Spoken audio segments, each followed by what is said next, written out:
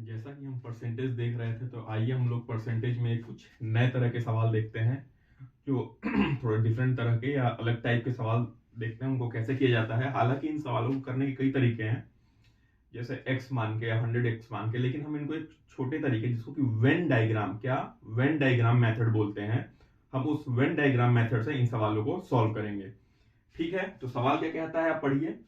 एक कक्षा में कितने परसेंट 60% छात्र हिंदी में सफल सफल तथा 45% छात्र संस्कृत में सफल होते हैं। यदि उनमें से 25% छात्र दोनों विषय में सफल होते हैं तो दोनों विषयों में कितने प्रतिशत छात्र सफल होंगे। सवाल समझ में आया। कहता है कि 60% छात्र किसमें सफल होते हैं, हिंदी में, यानी 60% छात्र हिंदी में पास हो गए। और कक्षा की कुल जितनी संख्या है, जितने बच्चे हैं, उसके 45% छात्र किसमें पास हो गए, संस्कृत में पास हो गए। और कहता है दोनों, और ऐसे छात्र जो दोनों विषय में पास हो गए, ठीक उसमें 25% छात्र दोनों विषय में पास हो गए। तो कहता है कि दोनों विषयों में कितने छात्र असफल रहे। ठीक, तो इस चीज में ये सवाल में एक चीज आप नोटिस करिएगा। वो नोटिस करने वाली बात यह है कि जहां कहता है ना कि 60% प्रतिशत छात्र हिंदी में सफल हो गए और 45% संस्कृत में सफल हो गए और 25% छात्र दोनों में विषय में सफल हो गए। मतलब इस 60% जो हिंदी में सफल हुए, ऐसे भी छात्र हैं 60% में जो केवल हिंदी में सफल हुए प्लस हिंदी और संस्कृत दोनों में। उसी प्रकार से 45% जो ये संस्कृत वाले छात्र हैं ना, वो ऐसे छात्र हैं जो केवल संस्कृत में सफल हुए और संस्कृत और हिंदी दोनों में। और ये 25% ऐसे छात्र हैं जो दोनों विषय में सफल हुए। ठीक, जो दोनों विषय में सफल हुए। तो आइए इन सवालों को कैसे करते हैं वेन डायग्राम मेथड से हम देखते हैं। देखिए, वेन डायग्राम मेथड में हम एक सर्किल बनाते हैं। सर्किल एक क्लास को रिप्रेजेंट करता है, मतलब एक परसेंट को। देखिए, तो आप इस चीज को ध्यान से देखिए। यहां मैं लिख देता हूं हिंदी, क्या लिख देता हूं, एच फॉर हिंदी। ठीक है, और हिंदी में कितने परसेंट छात्र पास हुए हैं, 60%। कितने परसेंट, 60%। अगर मैं Sanskrit, S for Sanskrit, S, Sanskrit में कितने परसेंट छात्र पास हुए हैं, तो आप कहेंगे 45%। कितने परसेंट, 45% छात्र आपके संस्कृत में पास हो गए। और ये जो कॉमन एरिया देखिए, जो ये वाला एरिया है, ये इसमें भी है और ये इसमें भी। ये जो कॉमन एरिया है ना, इसमें कितने परसेंट, ये वो कॉमन एरिया जो ऐसे छात्र जो दोनों विषय में पास हो गए, और वो कितने हैं, तो आपको पता है सवाल पढ़ के 25%। तो देखिए 60% तो हिंदी में पास है और 25% दोनों में पास है। तो ऐसे छात्र जो केवल हिंदी में पास हैं, हिंदी में क्या हो जाएगा, जो केवल हिंदी में पास है, कुल हिंदी में पास कितने, 60%। और जो दोनों विषय में पास है, हिंदी संस्कृत, उसको हटा दीजिए, 25%। तो कितना आप देखेंगे ना, 35% छात्र वो हैं जो केवल हिंदी में, क्या, केवल हिंदी में जो पास हैं। उसी प्रकार से कितने परसेंट छात्र हैं, अरे ये बोला सही नहीं बना, कितने परसेंट छात्र हैं जो केवल संस्कृत में पास हुए हैं, तो आप कहेंगे सर 45% तो संस्कृत में पास हुए हैं और 25% दोनों में। तो इसमें से आप 25 निकाल दें तो कितने परसेंट आप देखेंगे ना, 20% ऐसे छात्र हैं जो केवल संस्कृत में पास हुए हैं। किसमें, केवल संस्कृत में। बात आपको समझ में आ गई। 60% टोटल हिंदी में पास हुए हैं और 25% हिंदी संस्कृत दोनों में पास हुए हैं। तो मैंने उसमें संस्कृत वालों को हटा दिया, तो कितना, 35% जो केवल हिंदी में पास हुए होंगे। 45% ऐसे छात्र हैं जो संस्कृत में पास हुए हैं और 25% ऐसे छात्र हैं जो केवल जो हिंदी और संस्कृत दोनों में। तो इसमें से मैंने हिंदी वालों को हटा दिया, तो कितना, 20% आपके जो है ऐसे छात्र होंगे जो केवल किसमें पास हुए, संस्कृत में। तो मैं कहूं कि छात्रों के कुल कितने प्रतिशत छात्र पास हुए, तो देखिए 35% तो आपकी हिंदी में पास हो गए हैं। ठीक है, और क्या हो गया, 20% आपके छात्र हैं जो केवल संस्कृत में पास हुए, 35% केवल हिंदी में, 20% केवल संस्कृत में, और ऐसे 25% कुल छात्र हैं जो दोनों में पास हो गए। तो कुल कितने पास हो गए, एक जो हिंदी में पास हो गए, एक संस्कृत में, और जो कुल दोनों में। तो जितने छात्र पास हो सकते थे किसी भी तरीके से, कितने हो गए, आप कहेंगे 35 प्लस 25 प्लस 20, कितने, आप कहेंगे सर 80%। 80% वो छात्र हैं जो किसी भी तरीके से पास हो गए, या तो केवल हिंदी या केवल संस्कृत या दोनों में। तो ऐसे जब कुल पास जो छात्रों की प्रतिशत अच्छी 80% हो गई, तो कितने छात्र फेल हुए। तो देखिए टोटल 100% होता है भाई क्लास की स्ट्रेंथ, 100%, तो उसमें 80% पास हो गए, तो फेल कितने हुए, 100 माइनस 80, आप कहेंगे 20%। आई होप आपको ये प्रोसेस समझ में आ गया होगा। इसमें हम क्या करते हैं, पहले तो सर्किल बनाते हैं, एक सर्किल किसी एक सब्जेक्ट को, एक सर्किल किसी एक सब्जेक्ट को। कॉमन वाला जो एरिया रहता है वो एरिया रिप्रेजेंट करते हैं दोनों सब्जेक्ट में पास हो गए या दोनों सब्जेक्ट में फेल हो गए। उसके बाद हम केवल एक सब्जेक्ट में कितने पास हुए उसको निकाला। उसके बाद हमने केवल संस्कृत में कितने पास हुए उसको निकाला। फिर किसी भी तरीके से पास, मतलब या तो केवल हिंदी या केवल संस्कृत या दोनों में कितने, 80%। जब 80% छात्र पास हो गए तो फेल कितने हुए, 20%, क्योंकि 20 + 100 ही तो 80 बनाता है। तो इस मेथड को बोलते हैं वेन डायग्राम। बड़े से बड़े सवाल को इसी मेथड से आप सॉल्व करिए, बहुत जल्दी सॉल्व होता है। ठीक है, आइए एक दूसरा सवाल देखते हैं।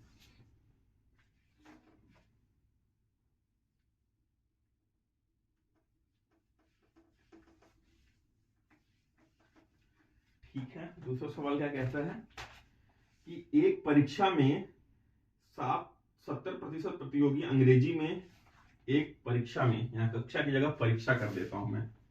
ठीक है, कक्षा की जगह क्या कर देता हूं, परीक्षा, परीक्षा।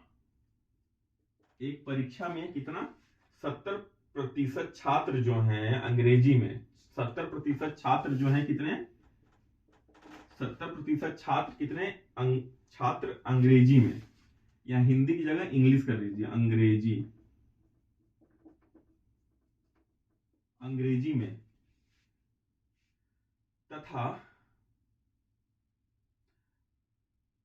80% प्रतियोगी, तथा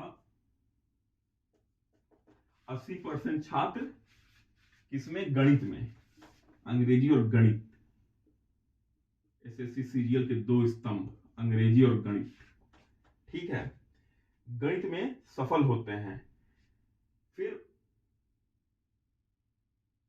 उसके बाद क्या कहता है, अब थोड़ा मुझे मिटाना ही पड़ेगा, 10% जो है, अब थोड़ा मुझे मिटाना ही पड़ेगा, सॉरी। ठीक है, फिर उसमें क्या कहता है कि 10% प्रतियोगी दोनों विषय में असफल। फिर क्या कहता है कि 10% प्रतियोगी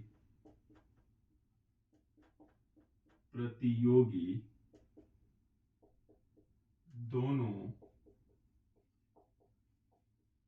विषयों में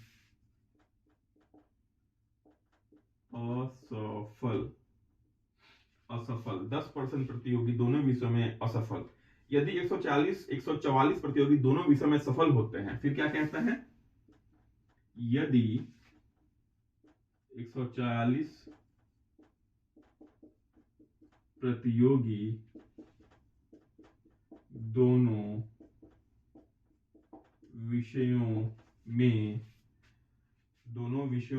सफल होते हैं, दोनों विषयों में क्या होते हैं,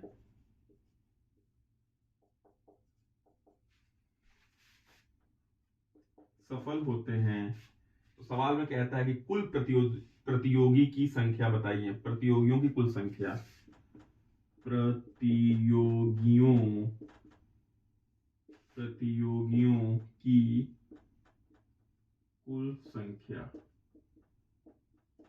ठीक है, सवाल क्या कहता है कि एक परीक्षा में 7% जो छात्र या प्रतियोगी, बल्कि 70% प्रतियोगी किसमें पास होते हैं, किसमें सफल होते हैं, अंग्रेजी में सफल हो जाते हैं।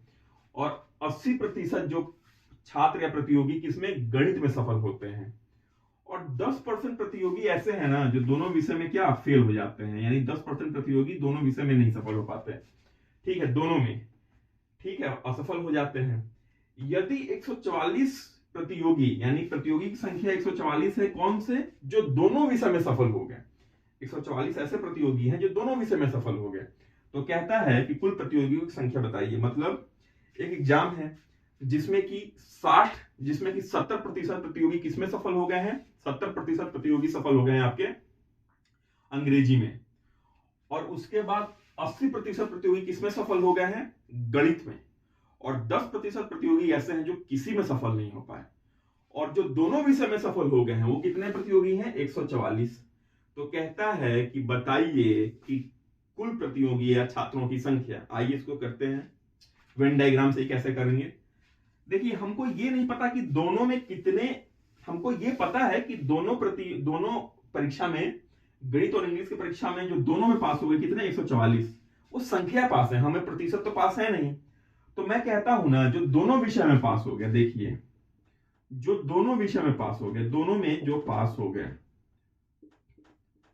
कितने या सफल हो गए कितने, मैं कहता हूं मान लो कि x% ऐसे हैं जो दोनों में पास हो गए, x% ऐसे हैं जो दोनों में पास हो गए। अब इसका वेन डायग्राम देखिए,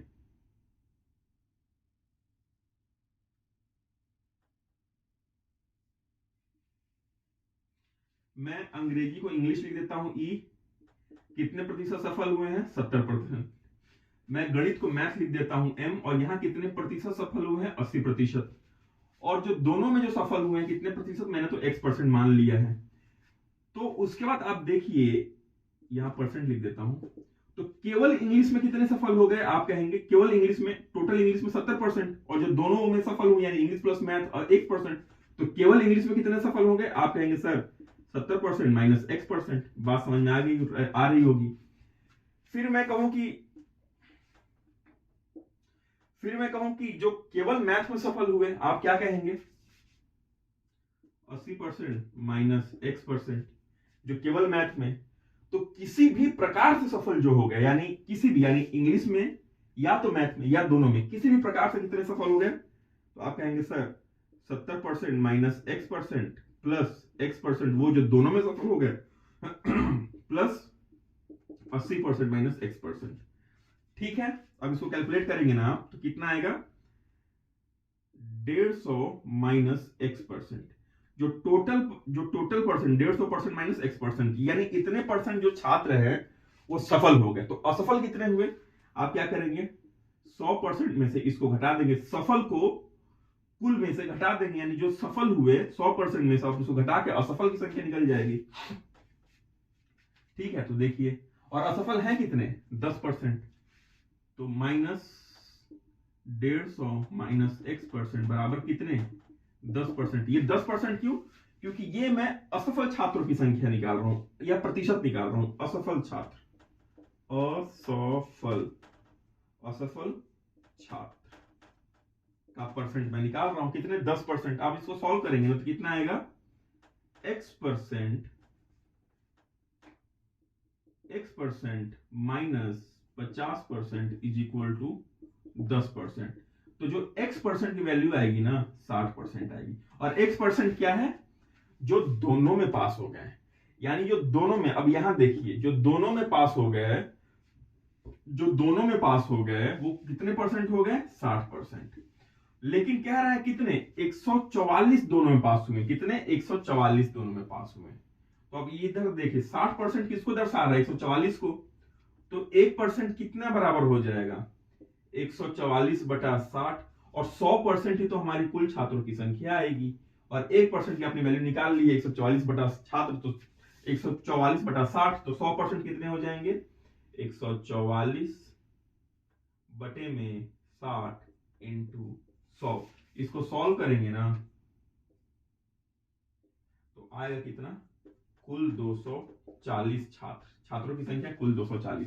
मैं फिर से एक बार समझा देता हूं, इंग्लिश में 70% पास हुए थे और मैथ में 80% पास हुए थे। मैंने कहा दोनों में जो मान लो पास हो गए वो x%, तो केवल इंग्लिश में जो पास हुए कितने 70% माइनस x%, और जो केवल मैथ में पास हुए 80% माइनस x%।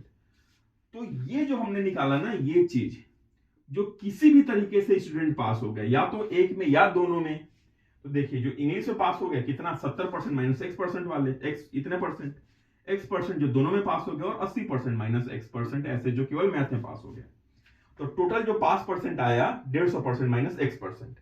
तो इतने परसेंट जो छात्र हैं 150% माइनस x%, ये दोनों में मतलब ये पास ही हो गए किसी भी तरीके से, टोटल पास स्टूडेंट है।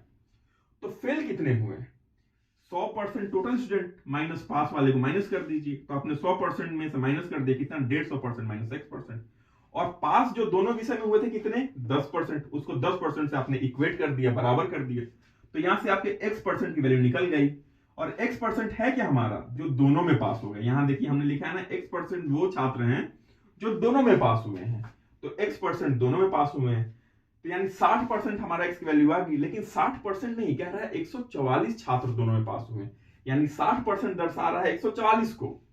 तो 1% कितना हो जाएगा 140/60, और कुल छात्रों की संख्या पूछा है, और कुल छात्र मतलब क्या 100%, तो 1% अगर 140/60 है तो 100% कितना हो जाएगा 144/60 इंटू 100, कुल छात्रों की संख्या 240। आई होप आपको ये सॉल्यूशन समझ में आ गया होगा। ठीक है, आइए अगला एक सवाल देखते हैं।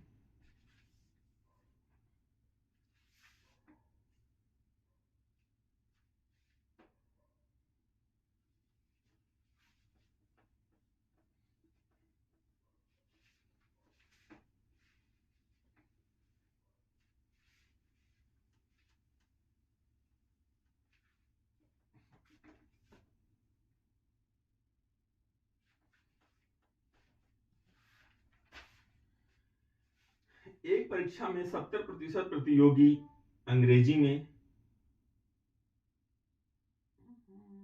ठीक है, 70% प्रतियोगी अंग्रेजी में सफल हो गए, 80% प्रतियोगी गणित में सफल होते हैं, 10% प्रतियोगी दोनों विषय में असफल होते हैं। ठीक है, दोनों विषय में 10% प्रतियोगी दोनों विषय में असफल होते हैं।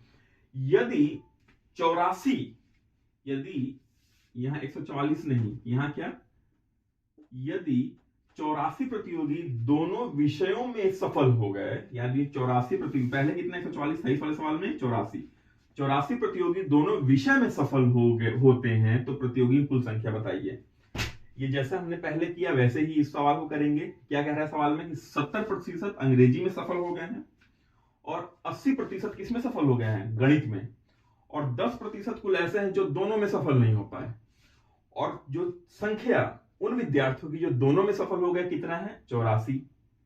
ठीक है, तो कह रहा है कि कुल विद्यार्थियों की संख्या बताइए। तो आइए हम इसको सॉल्व करते हैं। माना कि दोनों विषय में पास, दोनों में पास या सफल कितना है x%। अब यहां से आप इसको आप खुद से सॉल्व करेंगे, वीडियो को पॉज करके, उसके बाद इस सॉल्यूशन से मिलाएंगे। तो ये देखिए, मैं वेन डायग्राम बना रहा हूं फिर से। ये इंग्लिश हो गया, ये मैथ हो गया। इंग्लिश में कितने परसेंट पास हैं, तो दिया है 70%, और x% ऐसे है जो दोनों में पास हैं, और गणित में कितने परसेंट, गणित में कितने परसेंट पास हैं, आप कहेंगे 80%। जो केवल इंग्लिश में पास है तो आप कहेंगे 70% माइनस x%। जो केवल मैथ में पास है आप कहेंगे 80% माइनस x%। तो कुल विद्यार्थियों का प्रतिशत जो किसी भी तरीके से पास है, तो आप क्या करेंगे, जो केवल मैथ में पास है 70% माइनस x%, प्लस जो दोनों में पास है x%, प्लस जो केवल इंग्लिश से पास है जो दोनों में, और जो केवल किस में पास है, मैथ में, क्या करेंगे 80% माइनस x%। यहां से इसको सॉल्व करेंगे तो जो पास परसेंट आएगा ना, जो कुल प्रतिशत, जो छात्र जो पास हुए हैं, आएगा कितना 150% माइनस x%। ठीक है, 150% माइनस x%। ये क्या है, ये कुल पास, किसी भी तरीके से पास। तो फेल कितने हुए, तो टोटल में से आप इसको माइनस कर दिए, टोटल आपका बनता है 100% माइनस 150% माइनस x%, और बराबर कितने, जो दोनों विषय में फेल हो गए 10% छात्र हैं, 10%।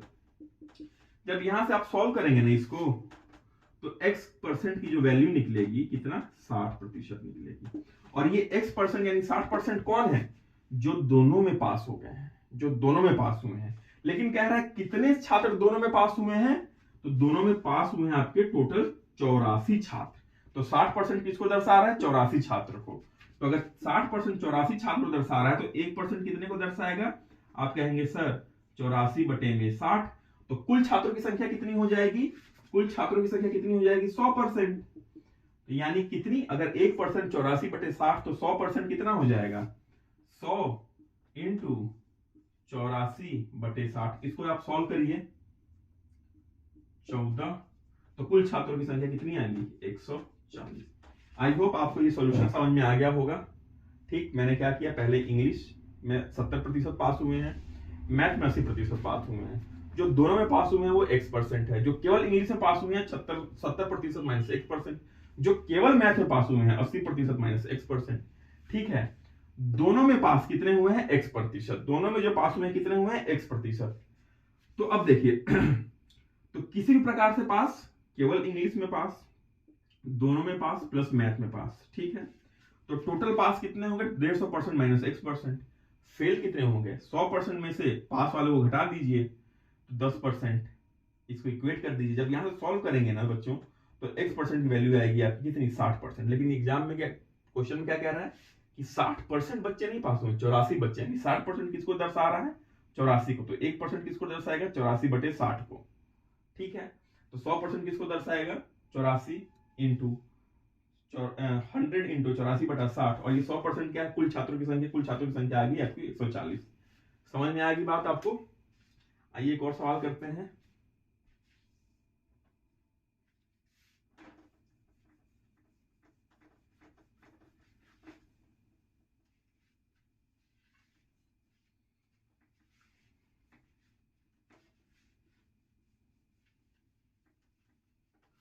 देखिए सवाल क्या कहता है, एक परीक्षा में 34% प्रतियोगी गणित में तथा 42% प्रतियोगी अंग्रेजी में सफल होते हैं। गणित में कितने सफल होते हैं बच्चों, गणित में जो पास हुए हैं कितने, गणित में कितने सफल हुए हैं, गणित में ये सफल कितने हुए हैं, क्वेश्चन में दिया है आपका 34%। कितने 34% जो गणित में सफल हुए हैं। फिर कहता है तथा 42% प्रतियोगी अंग्रेजी में, अच्छा नहीं ये असफल हुए हैं। गणित में कितने असफल हुए हैं, असफल कितने हुए हैं 34%। और अंग्रेजी में कितने असफल हुए हैं, अंग्रेजी में कितने असफल हुए हैं दिया है 42%। 34% आपके गणित में असफल हुए हैं और अंग्रेजी में असफल हुए हैं 42%। ठीक है, यदि 20% प्रतियोगी दोनों विषय में असफल हुए हैं, और यहां दोनों विषय में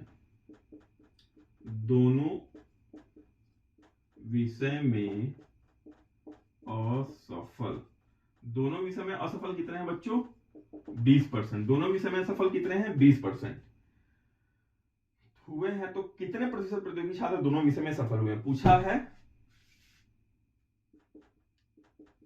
दोनों विषय में सफल छात्रों का प्रतिशत।